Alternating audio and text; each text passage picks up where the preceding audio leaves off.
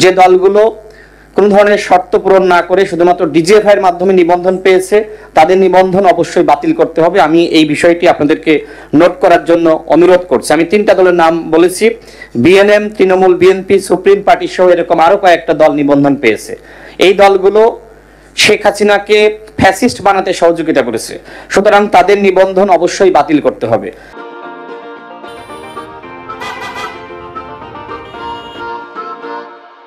আমাদের দলের পক্ষ থেকে আপনাদের কাছে আমরা লিখিত স্মারকলিপি জমা দিয়েছি কয়েকবার। যারা বাংলাদেশের গণতন্ত্রকে হত্যা করেছে, যারা ভিন্ন মত দমনে সহযোগিতা করেছে, যারা এত মানুষ হত্যার প্রেক্ষাপট তৈরি করেছে, সেই দলগুলোর সাথে নির্বাচন কমিশন কোনোভাবেই সংলাপে বসতে পারে না। যেমন জাতীয় পার্টি, এর আগে আমি মাননীয় প্রধান নির্বাচন কমিশনারের বক্তব্য শুনেছি, তিনি বলেছেন যে জাতীয় পার্টি তো কয়েকটা। এখন জাতীয় পার্টি কয়টা সেটা বড় বিষয় নাই, বিষয়টা হলো কারা শেখ হাসিনাকে ফ্যাসিস্ট বানিয়েছে, কারা এই গণ অভ্যুত্থানে এত মানুষ হত্যার প্রেক্ষাপট তৈরি করেছে, কারা 16 বছর ধরে শেখ হাসিনাকে এই ফ্যাসিবাদী মসনদ টিকিয়ে রাখতে সহযোগিতা করেছে। জাতীয় পার্টি এবং 14 দল আমরা সবাই জানি। সুতরাং এই দলগুলোকে নিয়ে যদি আপনারা সংলাপ করেন, সেটি আমি মনে করি শহীদের রক্তের সাথে প্রতারণা, গণ অভ্যুত্থানের সাথে প্রতারণা। আমার কথাগুলো শুনতে ভাষাগুলো রুক্ষ লাগতে পারে, কিন্তু গণ অভ্যুত্থানের যে চেতনা, এই ভাষায় কথা না বলে আসলে আর কোনো উপায় নাই। আমরা আপনাদের কাছে যে অনুরোধ রাখতে চাই সেটি হলো জাতীয় পার্টি এবং 14 দল যারা ফ্যাসিবাদের দশর, এই দশরদের সাথে আপনারা কোনোভাবেই সংলাপের আয়োজন করতে পারেন না। আপনাদের কাছে আমরা সেই আহ্বান রাখছি। আমাদের দলের পক্ষ থেকে যে প্রস্তাবনা, আমি সেই প্রস্তাবনাগুলো আপনাদের সামনে আমি একটু পাঠ করে শোনাতে চাই।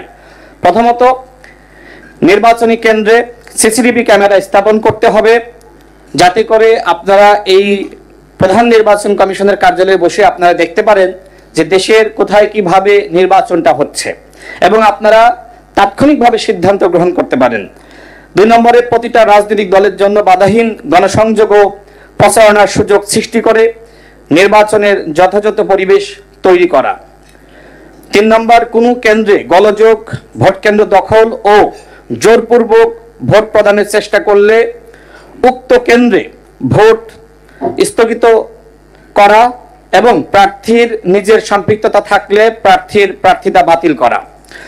4 নম্বর, 2014, 18 এবং 2024 সালের নির্বাচনে দায়িত্বপ্রাপ্ত কর্মকর্তাদের নির্বাচনী দায়িত্বের বাইরে রাখা। 5 নম্বর, সংসদ সদস্য পদপ্রার্থীদের নিয়ে আসন ভিত্তিক উন্মুক্ত ডিবেটের আয়োজন করা এবং বিভিন্ন দলের যারা প্রধানমন্ত্রী পদপ্রার্থী তাদেরকে নিয়ে ন্যাশনাল ডিবেটের আয়োজন করা, যেটি পৃথিবীর বিভিন্ন দেশে রয়েছে। 6 নম্বর, প্রবাসীদের ভোটাধিকার নিশ্চিতে পোস্টাল ভোট বিডি অ্যাপে নিবন্ধনের জন্য বিভিন্ন দেশের জন্য মাত্র 4 থেকে 5 দিনের আলাদা সময়সীমা নির্ধারণ না করে সব দেশের জন্য একই তারিখ দিয়ে অন্তত 2 মাস সময় নির্ধারণ করা। 7 নম্বর, সাংগঠনিক কার্যক্রম নিষিদ্ধ আওয়ামী লীগের পদধারী নেতাদের স্বতন্ত্রভাবেও নির্বাচনে অংশগ্রহণের সুযোগ না রাখা। আমরা আমাদের দলের পক্ষ থেকে এই বিষয়ে স্মারকলিপি দিয়েছি। আমি এই বিষয়টি একটু ব্যাখ্যা করতে চাই। সরকারের পক্ষ থেকে এবং নির্বাচন কমিশনের পক্ষ থেকে বলা হয়েছে যে আগামী নির্বাচন হবে ইতিহাসের সেরা নির্বাচন এবং সেই নির্বাচন বানচালের জন্য আমরা ইতিমধ্যে দেখছি আওয়ামী লীগ সারা দেশে অরাজকতা সৃষ্টি করেছে। তো সেক্ষেত্রে সাংগঠনিকভাবে যেহেতু আওয়ামী লীগের কার্যক্রম নিষিদ্ধ ঘোষিত হয়েছে, এই জায়গায় আওয়ামী লীগের কোনো নেতা স্বতন্ত্রভাবেও নির্বাচনে অংশগ্রহণ করার সুযোগ নাই। যেহেতু দল হিসেবে আওয়ামী লীগের সাংগঠনিক কার্যক্রম নিষিদ্ধ, সুতরাং কোনো নিষিদ্ধ সংগঠনের নেতা স্বতন্ত্রভাবেও নির্বাচনে অংশগ্রহণ করতে পারে না। আমরা এই বিষয়টি আপনাদেরকে জানিয়েছি। আমরা মাননীয় অন্যান্য নির্বাচন কমিশনার এবং আমরা সিনিয়র সচিব মহোদয়ের কাছে আমরা জমা দিয়েছি। আশা করি আপনারা বিষয়টি ভাববেন। নিষিদ্ধ সংগঠনের কোনো নেতা স্বতন্ত্রভাবেও নির্বাচনে অংশগ্রহণ করতে পারে না। যদি তিনি নির্বাচনে অংশগ্রহণ করার সুযোগ পান, সেক্ষেত্রে এই যে পতিত স্বৈরাচারের যে সকল দোসররা, ছাত্রলীগ, যুবলীগ যারা পলাতক রয়েছে, তারা কিন্তু ওই আওয়ামী লীগের নেতার পিছনে তারা নির্বাচনী গণসংযোগ বা প্রচারণার জন্য যাবে।